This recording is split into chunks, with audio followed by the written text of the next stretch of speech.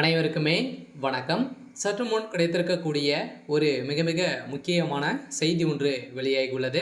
சற்று முன் ஸ்டாலினை தூக்கிய அமலாக்கத்துறை, தமிழகத்தில் துணை ராணுவம் குவிப்பு, இது மாதிரி செய்திகள் வெளியாயிருக்கு. இப்போ பார்த்தீங்கன்னா, தமிழகத்தில் தொடர்ந்து டாஸ்மாக் உடைய நிறுவனத்தில் சிக்கிய அதிகாரியுடைய வீட்டில் தொடர்ந்து 3 நாட்களாகவே ரெய்டு நடந்தது.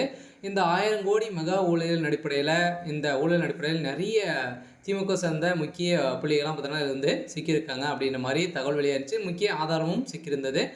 இந்த நிலையில் இப்போ டாஸ்மாக் உடைய நிறுவனத்தில் அதிகாரியாக இருந்த அவருடைய வீட்டில் பார்த்தீங்கன்னா அதிரடியாக தொடர்ந்து 3 நாட்களாகவே ரெய்டுகள் நடந்தது. இந்த ரெய்டின் அடிப்படையில் இப்போ பார்த்தீங்கன்னா வசமாக ஒரு 3 பென்ட்ரைவ்களும் பார்த்தீங்கன்னா சிக்கிய சம்பவம் பெரும் பரபரப்பை ஏற்படுத்தியிருக்கு.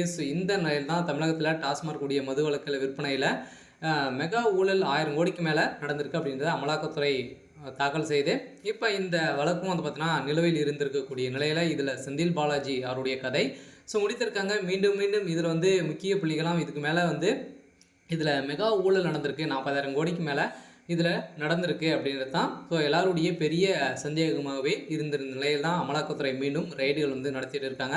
தொடர்ந்து அடுத்தடுத்து பார்த்தீங்கன்னா அமலாக்கத்துறை உதயநிதி ஸ்டாலினுடைய நிலையில் அவருடைய வீட்டுக்கு பார்த்தீங்கன்னா குறி வைத்திருக்காங்க. உதயநிதி ஸ்டாலினுடைய வீட்டும் பார்த்தீங்கன்னா குறி வைத்திருக்காங்க. இப்போ முதல்வர் ஸ்டாலினுடைய வீட்டில் ரெய்டுகள் நடக்குது. இதன் அடிப்படையில் தான் இவர் பார்த்தீங்கன்னா அந்த பென்ட்ரைவின் அடிப்படையில் முதல்வர் ஸ்டாலின் அவர்கள் பார்த்தீங்கன்னா வசமாக சிக்கியிருக்காரு. இந்த பென்ட்ரைவின் அடிப்படையில் இப்போ முதல்வர் ஸ்டாலின் அவர்கள் தூக்கியக்கூடிய சம்பவம் இப்போ பார்த்தீங்கன்னா முதல்வர் ஸ்டாலினுடைய பதவி சம்பவ நிலைக்கு போயிருக்கு. அவருடைய பதவி ராஜினாமா செய்யணும் அப்படின்ற மாதிரி நிறைய தகவல் வெளியாக இருக்குது. பார்த்தீங்கன்னா இப்போ சிக்கியிருக்கா இல்லையா, இவர் தான் செஞ்சுருக்காரு அப்படின்ற மாதிரி தகவல் வெளியாக இருக்குது. இருந்தாலும் என்ன நடக்க போகுது அப்படின்றத வெயிட் பண்ணி பார்க்கலாம்.